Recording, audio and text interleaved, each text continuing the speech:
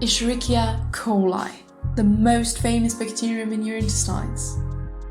You might ask now, what has this microorganism achieved to earn this title? Even though there is some pathogenic species derived from E. coli, EHEC is a perfect example here, most of its relatives are quite harmless.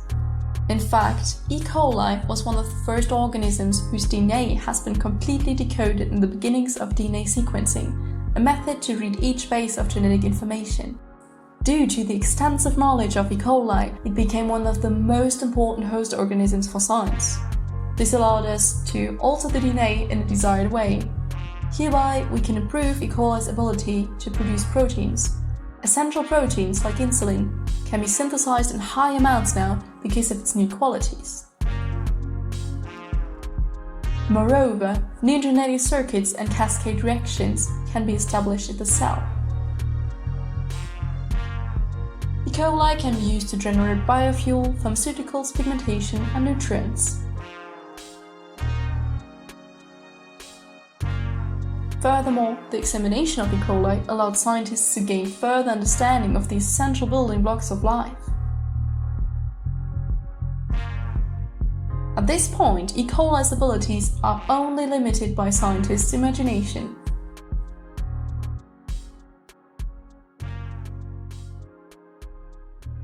But let us move forward to another incredibly interesting class of host organisms. They already exist on Earth for 2.7 billion years and rely on light as energy supply. You might have guessed it by now, we are talking about cyanobacteria. Cyanobacteria are photosynthetic organisms. This means they are able to fix carbon dioxide and convert it into glucose and oxygen. The bacterium itself therefore converts light energy into chemical energy in the form of sugar, which provides storage and supply. The massive proliferation of cyanobacteria billions of years ago led to the production of huge amounts of oxygen. Until this time, the atmosphere was mostly containing nitrogen, water vapor, and carbon dioxide, and the increasing production of oxygen, also called the Great Oxygenation Event, signified a catastrophe for most organisms living on our planet.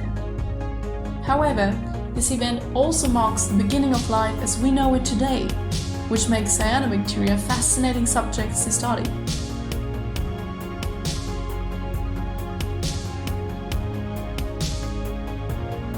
Except for this, the ability of using light as an energy supply makes cyanobacteria synthesis of biomolecules almost completely sustainable.